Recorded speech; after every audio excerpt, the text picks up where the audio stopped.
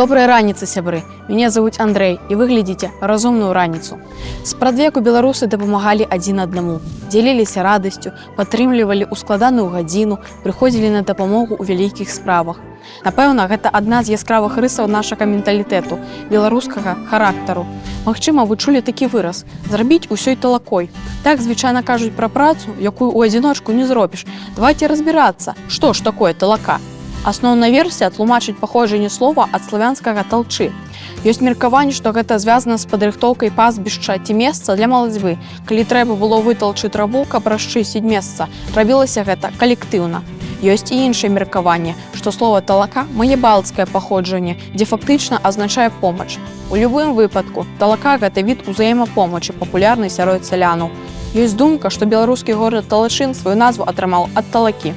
Дык калі ж продкі збіраліся на талаку?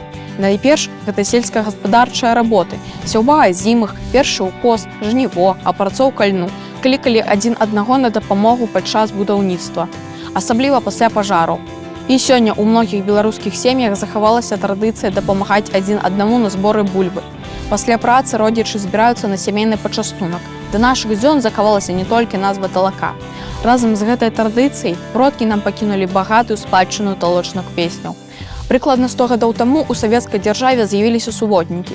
Від добраахвотнай калектыўнай працы, звязаны найчасцей з добраўпарадкаваннем тэрыторый, уборка, рамонт, азеляненне.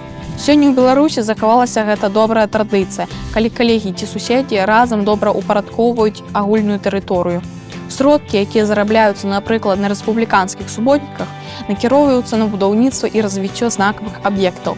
Так, можна ганарыцца тым, што ты зрабіў свой унёсак у нацыянальную бібліятэку ў Мінску ці рэспубліканскі цэнтр патрыятычнага выхавання моладзі ў Брэсце.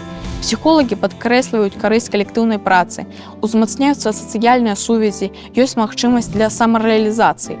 Сябры, а як дапамагаеце вы адзін аднаму? Дзяліцеся з намі. Вы глядзелі «Разумную раніцу». Да сустрэчы!